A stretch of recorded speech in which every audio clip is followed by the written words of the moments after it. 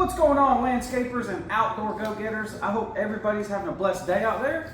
As you can see, we have a big boy in the shop today. This is a TX525 TORO Dingo. This is the diesel model and it's in for a full service. So I figured today would be a great day to show how to do a basic oil change on a TX525 diesel. Click down below and hit that subscribe button if you haven't subscribed to the channel. It's free, it doesn't cost anything, and it helps the channel tremendously. Also, when we're finished with the video, if you would give the video a thumbs up and comment down below if it helped you, or if you have any questions regarding a TORO Dingo, maybe we can help you out in the comments section.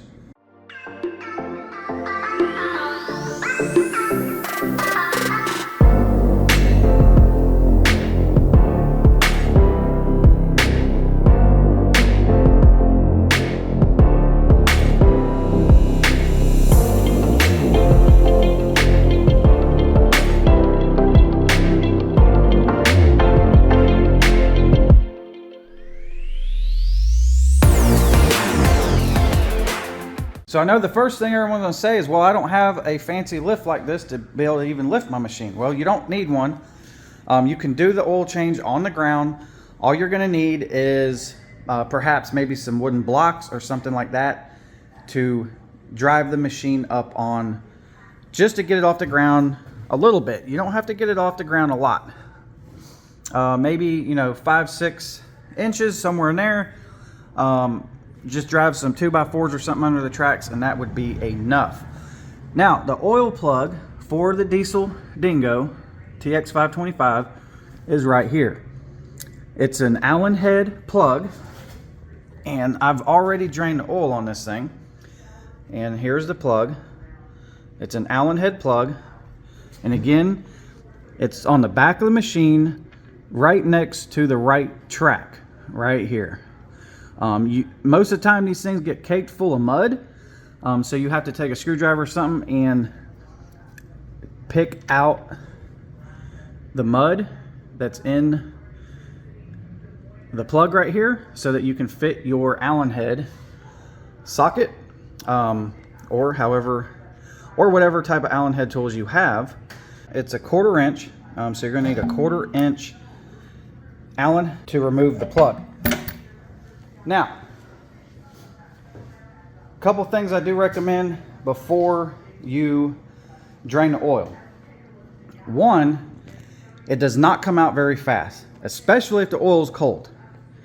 How this design works, they have a hose that runs back there to that plug area, and it runs all the way up to the oil pan.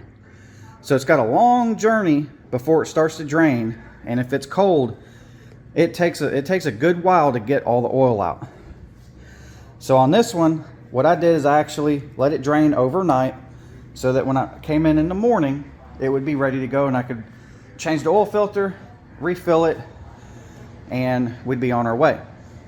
Now, if you're trying to do this in a hurry, and you don't want to let it sit overnight and drain, then what you want to do is let it run outside for probably at least 30 minutes. And that'll get the oil nice and hot, and then it'll drain out a lot quicker, and it should be done draining probably within 30 minutes or so, as long as you warm the motor oil up first. So just letting you know, that will help out tremendously if your time is crunched and you're trying to do this in a quicker manner. So now that we have the oil drained, I'm going to go ahead and I'm going to put the plug back in, and then we are going to let the table down some, and then we're going to locate the oil filter and change it. So hang tight. All right, next thing up, you're going to pop the hood on your bad boy Dingo. Right here, you got your latch. Raise that up. Fold the hood all the way back.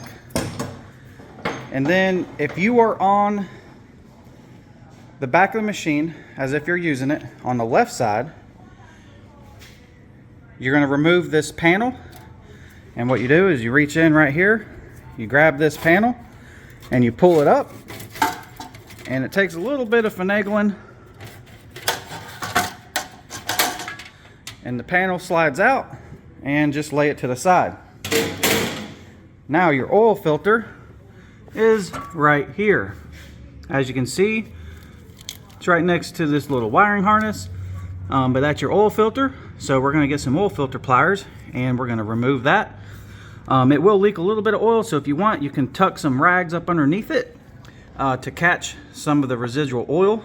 So here we go, let's grab some tools. All right, there's lots and lots of different kind of oil filter tools.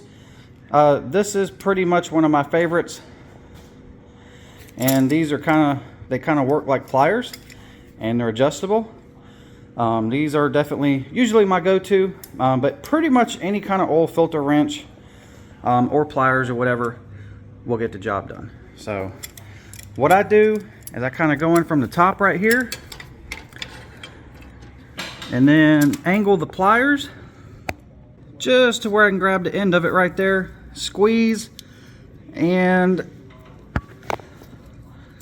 you're going to turn it to the left, as in lefty loosey, righty tighty.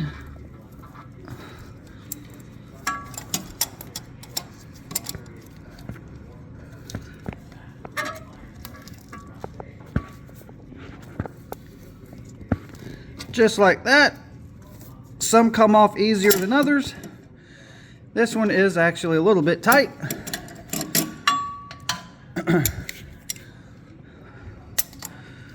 Probably a good sign that whoever did it before me probably did not lube the O-ring on the oil filter. But now that it's loose, you can loosen it with your hand now.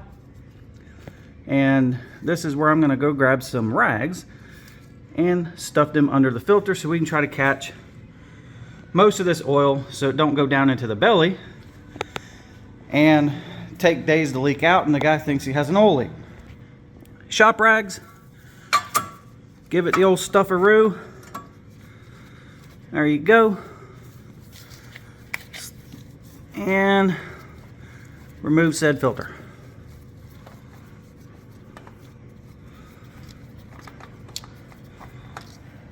There we go. Now, other thing I want to mention is you want to make sure that the old O-ring came off with the filter. This one did. Sometimes, especially if someone put it on and they didn't lube the O-ring first, it will stick to the block. And then when you go to put your new one on, the next day the customer's using it, it's leaking oil everywhere. So just double check that your O-ring, the old O-ring, is still on the filter and did not stick to the block of the engine. So let's get us a new oil filter, lube up the O-ring, put it on. Now let's go over the oil filter that we have today. Now I know it can be a pain sometimes to locate Toro Dingo parts, as usually you got to go straight to a dealer to get most anything for them, and dealers are very limited. There's usually not a lot of dealers, especially close by in most cases, to go and get parts, especially for the average do-it-yourselfer. Now luckily Napa does have quality filters, and they usually stock a fair amount of them that cross over and fit the Toro Dingo. So today we're using a Napa oil filter. This is their Gold series. I've had great luck with it. It fits well and doesn't leak and does everything that the OEM filter would do otherwise, at usually a fraction of the cost on top of that. And all the local Napas usually stock it as it fits other machines as well. Now if you do want to use a Toro factory filter, the part number you're going to need is 115-8189. That is the factory Toro oil filter. If you want to use the aftermarket or Napa filter, you're going to need a part number 1365. 1365 is the Napa part number, as you can see, and it is an exact replacement of the Toro filter. So now that we've went over that, let's go put it on. So here's the two filters side by side. As you can see, they are identical. One is white, one is black, same height, same everything, works great.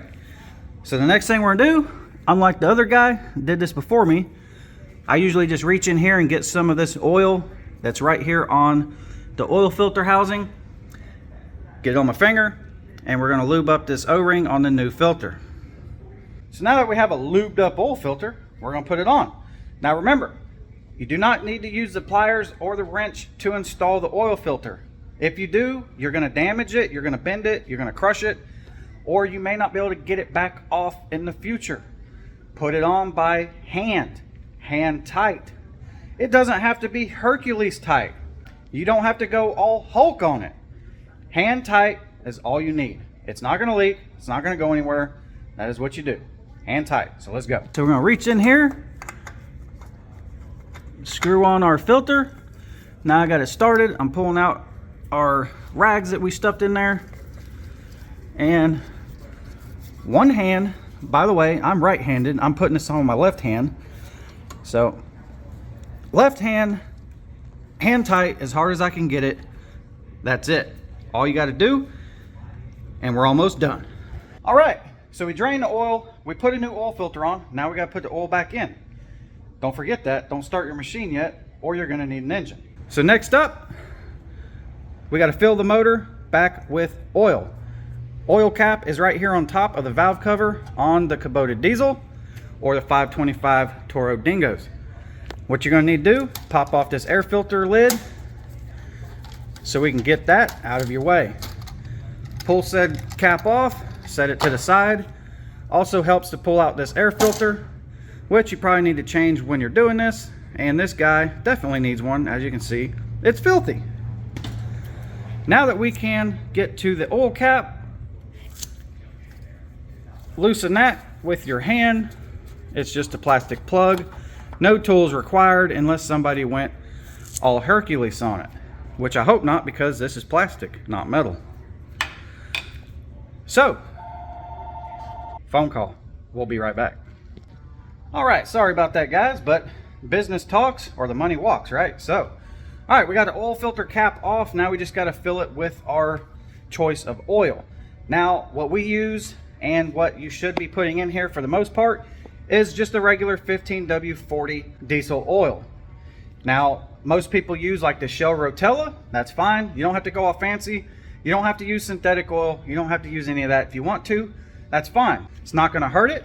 Just know that usually with synthetic oils, you're going to be changing the oil before the synthetic oil actually needs changed. So it's kind of a waste of money to use the synthetic oil because you're really not going to run the equipment that long to justify it. Most of these machines need oil changes at least every 100 hours, 200 hours at the max, but I would recommend 100 hours. And your regular oil is just fine and dandy for that. So local Walmart, local Napa, local whatever, 15W40 Shell Rotella type heavy duty diesel oil is all you need. Usually these machines will hold about 4 to 4.5 quarts, give or take, and that's a good starting point. So I usually will put about 3 quarts in it, and we'll check it and then go from there and keep adding as we need it. So let's get a funnel, get some oil, start putting it back in.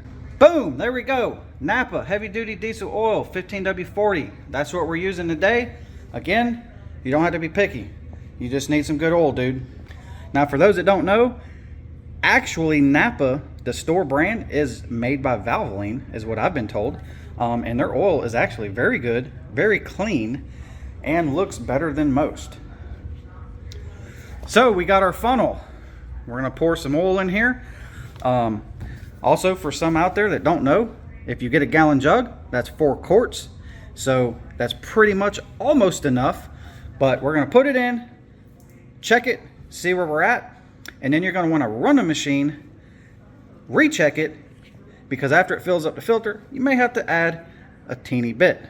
So let's get it done. It puts the oil in. All right, we put the oil in. Don't forget, put the oil cap on, dude. Otherwise, you're gonna be spraying oil everywhere. So we put the oil in, we're putting the cap back on, and we're going to start the machine up. Let it run for a few seconds, shut it back down, and then recheck the oil and see if we need to add any more. All right, start said dingo.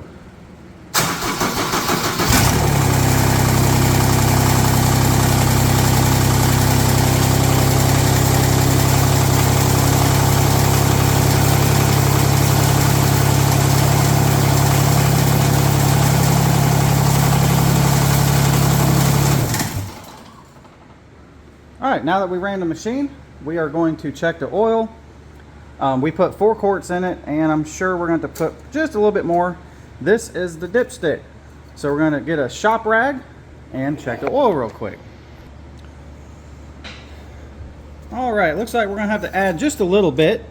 And for those that don't know, on diesel equipment, as soon as you pour new oil in, it looks like old oil already after you run it. That is just the nature of a diesel.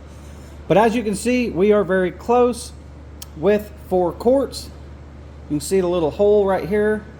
That would be all the way to the full mark. So we just need to add a little bit, but this is actually in the safe zone. If you were to wipe this down, you can see there is a hole right here, that little dot, and that would be the very low side of oil. So usually if you're in the middle of that, you are good to go. But I like to leave them, I like to fill them up to the full mark. So we're gonna add just a little bit more. So like I said, we poured in 4 quarts, we poured in 1 gallon, and we're gonna probably add maybe a half a quart more. So note to self, you're gonna need 1 gallon of oil and an extra quart if you wanna top it off all the way. So I think that does it today for the Toro Dingo oil change. Hopefully that video helps you guys out, especially for some of the first timers out there that's wanting to try to do some of the easier maintenance on their machine to avoid downtime and being in the shop.